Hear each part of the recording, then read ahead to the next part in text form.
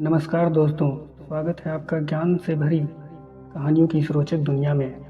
दोस्तों, जीवन में कहानियों का विशेष महत्व होता है क्योंकि इन कहानियों के माध्यम से हमें बहुत कुछ सीखने को मिलता है। इन कहानियों के माध्यम से आपको ज़रूरी ज्ञान हासिल होंगे जो आपको आपकी लाइफ में बहुत काम आएंगे। यहाँ पर बताई गई हर कहानी से आपको एक नई सीख मिलेगी जो आपके जीवन में बहुत काम आएगी। हर कहानी में कुछ न कुछ संदेश और सीख छुपी हुई है, तो ऐसी कहानियों को ज़रूर सुनें और अपने दोस्तों और परिवारों को भी ज़रूर शेयर करें। तो चलिए शुरू करते हैं हमारी आज की ये कहानी। एक बार की बात है, एक गुरु का एक शिष्य ज़्यादा बोलने की आदत से परेशान था। वह जब भी किसी से मिलता तो मिलने के बाद अपने मित्रों के सामने उस इंसान के बारे में अपना विचार देना शुरू कर देता था। उससे कोई पूछे या ना पूछे, वह अपने आसपास की लगभग हर चीज़ के बारे में अपनी राय बता देता था। आश्रम में रहने वाले लगभग हर छात्र और शिक्षक के बारे में उसकी अपनी सकारात्मक और नकारात्मक राय थी, जिसे वह बिना सोचे समझे लोगों के सामने रख देता।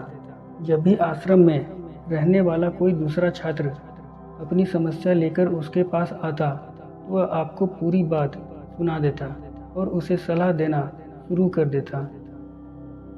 वह अक्सर अपने मित्रों से कहता रहता, तुम्हें यह काम ऐसा करना चाहिए था, वह काम ऐसे करना चाहिए था। उसको अपने आसपास चीज़ों के बारे में जो भी आधा अधूरा ज्ञान था, उन्हें मित्रों के बीच बोल बोलकर अपने ज्ञान का दिखावा करता रहता। उसकी इन्हीं हरकतों की वजह से आश्रम का कोई भी छात्र या शिक्षक उसे गंभीरता से नहीं लेता था।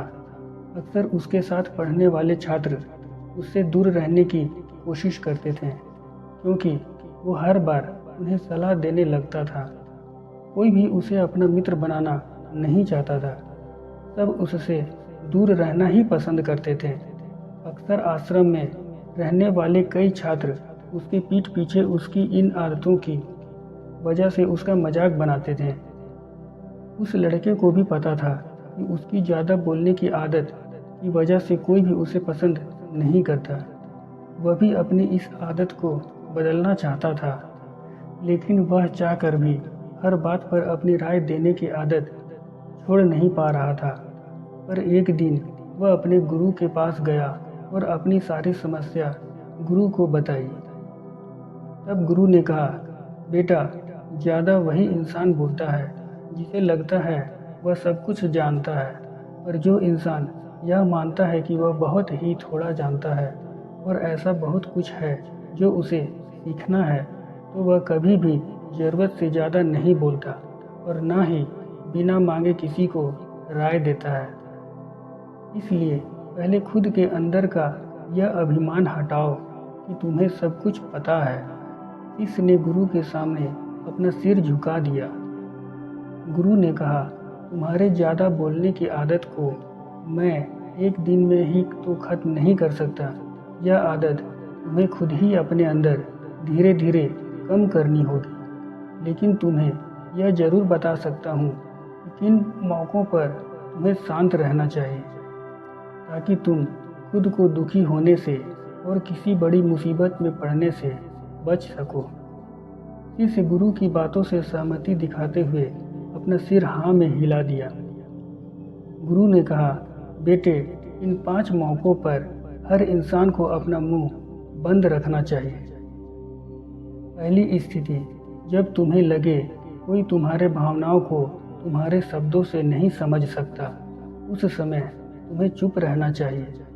अक्सर हम लोगों को अपनी दुख परेशानियां बताना शुरू कर देते हैं, जबकि हमारे आसपास रहने वाले ज़्यादातर लोगों को इससे कोई मतलब नहीं कि हमारे जीवन में क्या गुजर रहा है।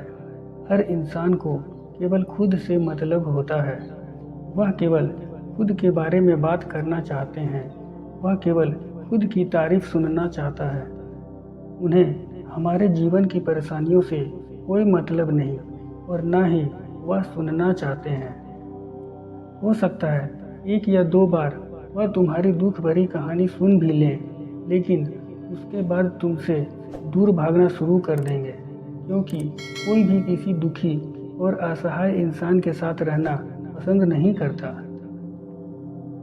इसलिए कभी भी अपने कुछ करीबी मित्रों और परिवार वालों को छोड़कर किसी ऐसे इंसान को अपनी परेशानी ना बताएं जो तुम्हारी बातों को समझने के बजाय उनका मजाक बनाए या तुम्हारी मजबूरी का फ़ायदा उठाए। दूसरी स्थिति, जब तुम्हें यह ना पता हो कि किसी विशेष मौके पर क्या बोलना है या किसी विशेष घटना के बारे में आधा अधूरा ही ज्ञान हो, तो ऐसे मौके पर तुम्हें चुप ही रहना चाहिए। ऐसा इंसान जो आधा अधूरा ज्ञान होने के बाद भी उस विषय पर बात करता है, वह अक्सर ही मजाक का पात्र बनता है और कोई भी ऐसे इंसान को कभी गंभीरता से नहीं लेता। अपनी बात प्रभावशाली तरीके से वही इंसान रख सकता है जिसे उस घटना या विषय के बारे में गहराई से जानकारी हो। इसलिए कभी भी आधी अधूरी और इधर उधर से मिलने वाली जानकारी के आधार पर लोगों से अपनी बात मनवाने की कोशिश ना करो।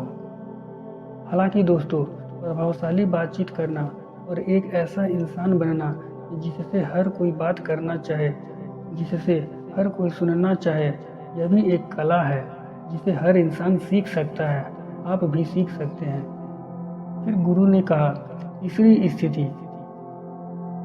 जब कोई इंसान तुम्हारे सामने किसी तीसरे इंसान की बुराई कर रहा हो, तब ऐसी परिस्थिति में तुम्हें चुप रहना चाहिए। तुम्हें कभी भी ऐसी नकारात्मक बातचीत का हिस्सा नहीं बनना चाहिए, क्योंकि आज जो इंसान तुम्हारे सामने किसी तीसरे इंसान की बुराई कर रहा हो, वही कल किसी और के सामने तुम्हारा भी बुराई करेगा। और इस बात की ज़्यादा संभावना है कि आज तुमने अगर उसके हाँ में हाँ मिलाने के लिए तीसरे इंसान की जो बुराई की है, कल रिश्ते ठीक होने पर वो तीसरे इंसान से कहे कि तुमने उसके बारे में क्या क्या कहा था, तब आपकी क्या ही इज्जत रह जाएगी। विचार करो। इसलिए जब भी कभी कोई किसी तीसरे इंसान की बुराई करे या उसके गलत समय का मजाक उड़ाए, तो तुम्हें बस उसकी बातें सुन लेनी है। आपको अपनी कोई भी राय वहाँ नहीं रखनी है। चौथी स्थिति, जब कोई तुम्हारे ऊपर गुस्सा करे और तुम्हें अपमानित करने की कोशिश करे, तब ऐसी परिस्थिति में तुम चुप रहकर सामने वाले के गुस्से को कम कर सकते हो और स्थिति को बिगड़ने से बचा सकते हो, क्योंकि क्रोध एक ऐसी मानसिक स्थिति है जो बुद्धि को हर लेती है। इस स्थिति में मनुष्य सोच विचार कर नहीं बोल पाता, जिस वजह अभद्र अपशब्द व कड़वे वचन ही मुंह से निकलते हैं। जब तुम सामने वाले के क्रोध का जवाब क्रोध से न देकर उस समय चुप रह जाते हो, तब यह बात उस क्रोध करने वाले इंसान के दिल में लगती है और गुस्सा कम होने पर उसे अपनी गलती का पछतावा होता है। लेकिन तुम्हारा हर परिस्थिति में चुप रहना भी ठीक नहीं है। अगर कोई गलत कर रहा हो तो तुम्हें उसका जवाब भी देना है। हर बार तुम्हारा मौन रहना सामने वाले की गलत हरकतों व उद्दंडताओं को बढ़ावा देने जैसा होगा।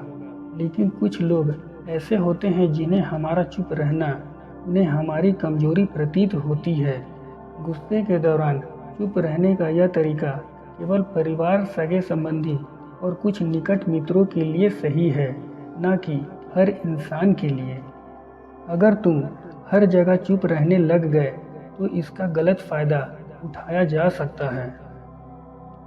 पांचवी स्थिति, जब कोई इंसान अपने जीवन की किसी दुख भरी घटना या परेशानियों से गुजर रहा हो, तो तुम्हें चुप रहकर सिर्फ उसके बातों को सुनना है।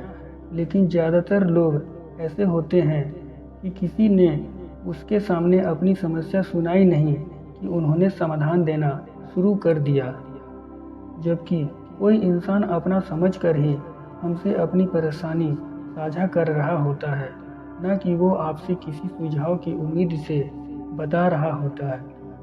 वह बस ये चाहता है हम उसकी पूरी बात ध्यान से सुन लें। जब हम किसी की परेशानी को ध्यान से पूरा सुन लेते हैं तो उस इंसान को एक मानसिक व आत्मिक शांति मिलती है। उसे ऐसा लगता है कि चलो किसी ने तो मेरी बात को समझा। परेशानी के समय में किसी इंसान को सांत्वना देने का सबसे अच्छा तरीका है कि हम बस उस इंसान की पूरी बात को ध्यान से सुन लें। जब हम लोगों की बातों को बिना उन्हें बीच में रोके और बिना किसी सलाह दिए पूरे ध्यान से सुनते हैं, तो उनकी नज़रों में हमारे लिए सम्मान और स्नेह का भाव पैदा हो जाता है। इसलिए जब कोई अपनी परेशानी आपसे बताए, बस उसकी बातों को ध्यान से सुन लेना, और जब तक वह तुमसे सलाह ना मांगे तो उन्हें किसी भी प्रकार की सलाह नहीं देनी है। गुरु ने कहा, मेरी एक बात हमेशा याद रखना, जब तुम कम बोलते हो, लोग तुम्हारी तरफ ज़्यादा आकर्षित होते हैं कि तुम क्या हो और तुम क्या सोचते हो। शिष्य ने हाँ में सिर हिलाया। शिष्य अब गुरु की बातों को समझ चुका था कि किन किन परिस्थितियों में शांत रहना है। आशा करते हैं कि आपको ये कहानी पसंद आई होगी। धन्यवाद।